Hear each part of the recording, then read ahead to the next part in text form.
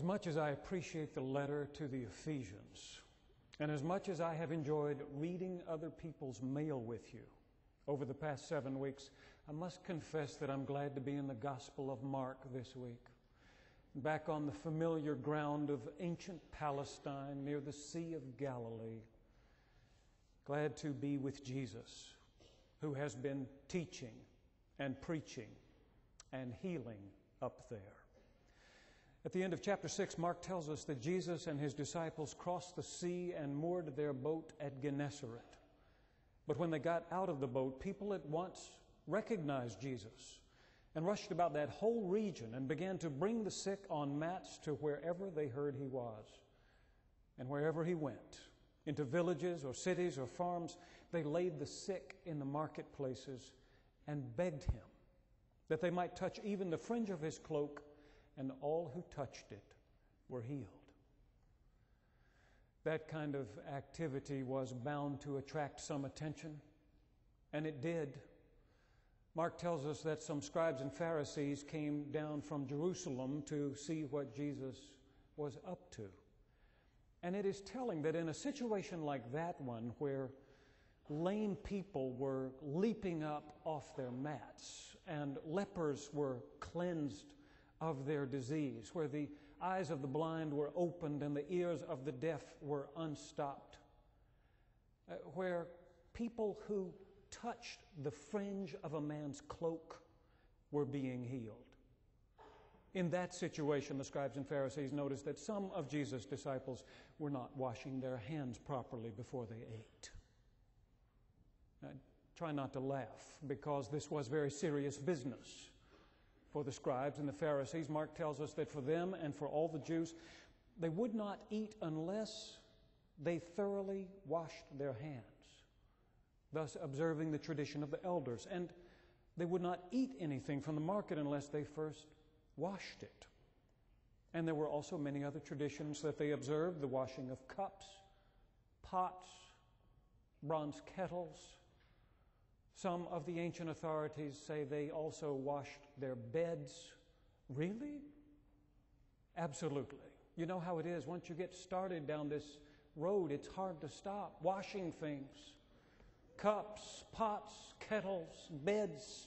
And you can picture them, can't you? The scribes and Pharisees washing their hands right up to the elbows, like surgeons who are getting ready to go into the operating room. Scrubbing the fruits and vegetables they bring back from the marketplace, because really you never know where those things have been. Pouring boiling water out over cups and pots and kettles and beds and who knows what. It's easy to make fun of the fussy rituals of the scribes and Pharisees, isn't it? It's a little too easy. It's easy because Jesus himself has given us permission. If you asked him what he thought of scribes and Pharisees, he would tell you they're hypocrites. And if you look at Matthew 23 sometime, you can find out what he really thinks about them. In verse 13 of that chapter, he says, "Woe to you, scribes and Pharisees, hypocrites, for you lock people out of the kingdom of heaven, for you do not go in yourselves. And when others are going in, you stop them." In verse 16, he says, "Woe to you, blind guides, who say, whoever swears by the sanctuary is bound by nothing, but whoever swears by the gold in the sanctuary is bound by the oath." In verse 23, he says, "Woe to you, scribes and Pharisees, hypocrites, for you tithe mint and dill and cumin, and have neglected the weightier matters of the law, justice and mercy and faith."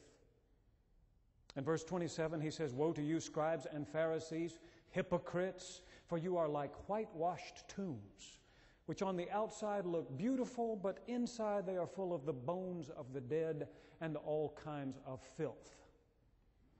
And just in case there are any scribes and Pharisees there who may have missed Jesus' point, he says to them, "You snakes, you brood of vipers, how can you escape being sentenced to hell?"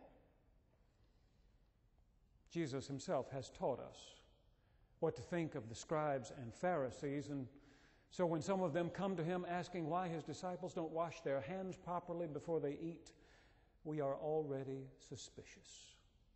We doubt the sincerity of their question, and Jesus confirms our suspicions.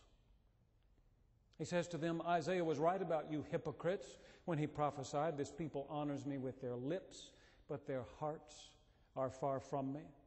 In vain do they worship me, teaching human precepts as doctrines. You abandon the commandments of God and hold to human tradition. And that was the problem, apparently, that through the years, all of these rituals and traditions had sprung up in the Jewish religion, and people were more diligent about observing those than about observing the Ten Commandments.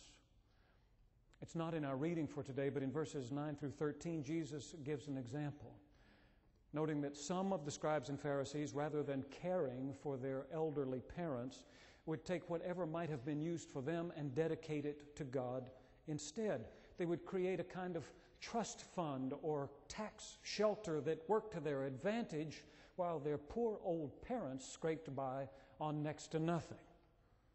It was perfectly legal, apparently, but it wasn't very loving. Jesus says, you see, you do what human law allows, but you won't even do what God commands. Honor your father and mother. And that's just one example, Jesus says. You do many things like this. Here they were making a big fuss over hand washing, while in their hearts they were wondering how they could cash dear old Dad's Social Security check. It's like Jesus says in Matthew 23, woe to you, scribes and Pharisees, hypocrites, for you clean the outside of the cup, but the inside is full of greed and self-indulgence.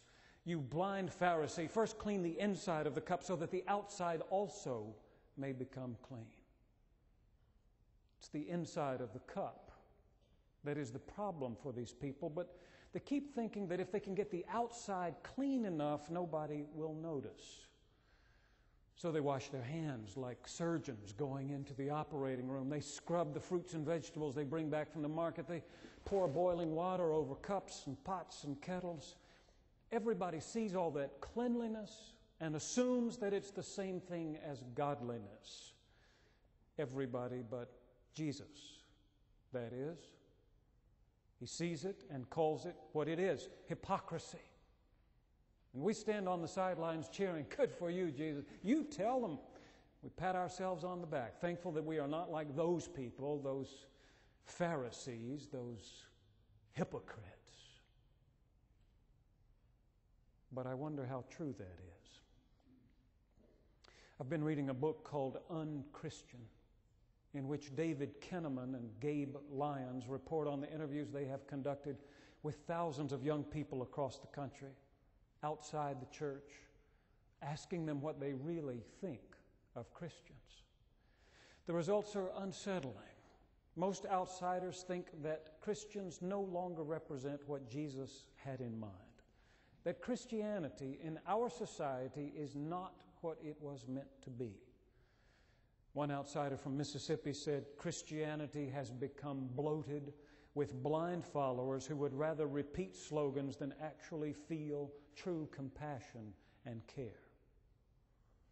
Not everyone was so blunt, but a vast majority of young people outside the church said that Christianity has become judgmental, anti-homosexual, too political, too focused on making converts, sheltered, old-fashioned, out of touch, and right up there near the top of the list, they said they thought Christians were hypocritical, that they said one thing and did another.